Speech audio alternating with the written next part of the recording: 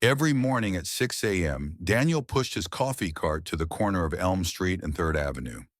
The cart was small, just big enough for an espresso machine, a grinder, cups, milk, and a few pastries.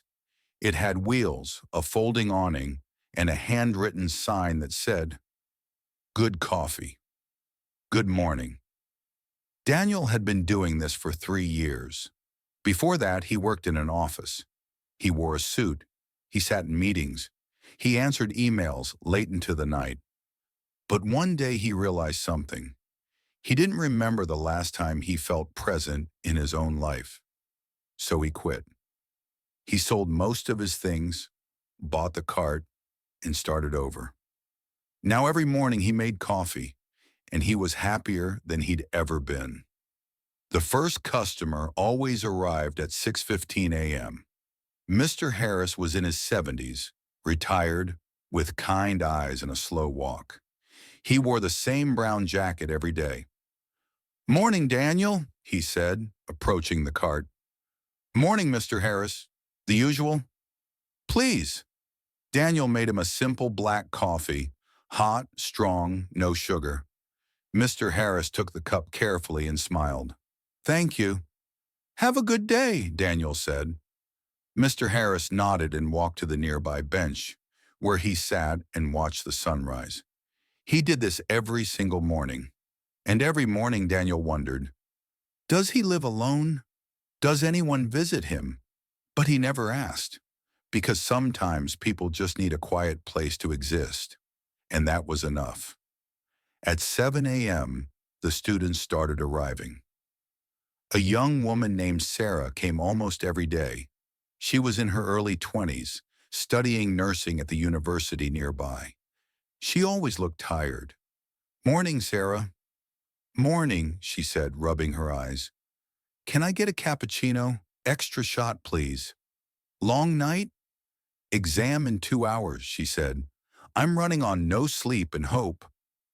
Daniel smiled and made her drink carefully, adding a small heart in the foam. When he handed it to her, she looked at it and laughed softly. "You didn't have to do that." "I know," Daniel said, "but maybe it helps." She took a sip, closed her eyes, and exhaled. "It does. Thank you." She walked away, disappearing into the morning crowd. Daniel watched her go, hoping she'd do well. At 7:30 a.m., the professionals arrived. A man in a business suit rushed up to the cart, phone pressed to his ear, talking rapidly about budgets and deadlines. He pointed at the menu without looking at Daniel. Daniel made him a large Americano. The man grabbed the cup, still talking, tapped his card on the reader, and hurried away without a word. Daniel didn't take it personally. He knew that man was stressed, overwhelmed, probably working too hard, just like Daniel used to. Maybe one day he'd slow down too. At 8 a.m., a young mother came by with her daughter. The girl was maybe 4 years old, holding her mother's hand, staring curiously at the cart. "Good morning," the mother said. "Can I get a latte, please?" "Of course." While Daniel made the coffee, the little girl tugged her mother's sleeve. "Mommy, what's he doing?" "He's making coffee, sweetie." "Why?" The mother smiled tiredly. "Because it helps people wake up and feel better." The girl thought about this seriously. Then she looked at Daniel. "Are you a helper?" Daniel paused, surprised. Then he smiled. "I guess I am." The mother laughed softly and took the coffee. "Thank you. You have no idea how much I needed this."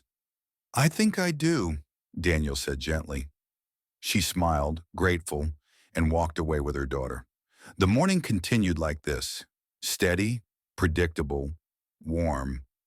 Some customers talked, some didn't, some were kind, some were in a hurry. But Daniel treated them all the same. He made each cup carefully. He smiled. He listened when people wanted to talk. He stayed quiet when they didn't. He didn't try to change anyone's day dramatically. He just offered them a small moment of care. By 10 a.m., the rush was over. Daniel wiped down the counter, refilled the milk, and leaned against the cart, watching the street. The city was loud and fast. People moved like they were being chased by time. But here, at this corner, for a few minutes each morning, they stopped. They paused.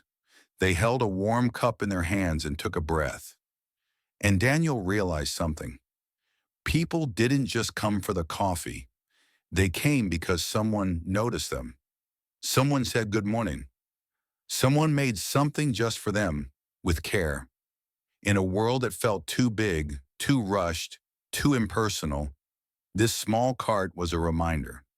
You matter. I see you. Here's something warm. At noon, Daniel closed the cart and pushed it back to the small storage unit where he kept it. He was tired, but it was a good kind of tired. That evening, he sat on his apartment balcony with his own cup of coffee, watching the city lights come on. He thought about Mr. Harris on his bench, Sarah rushing to her exam, the mother and her daughter, the businessman on the phone. He didn't know their whole stories, but for a few minutes each day, their lives intersected with his, and that felt like enough. The lesson. You don't need to do something grand to make a difference. Sometimes the most meaningful things are small. A kind word, a moment of care, a cup of coffee made with attention. In a world that moves too fast, the people who slow down and notice others, those are the ones who remind us we're not alone. So whatever you do it with presence, because the smallest acts done with care can be someone's brightest part of the day.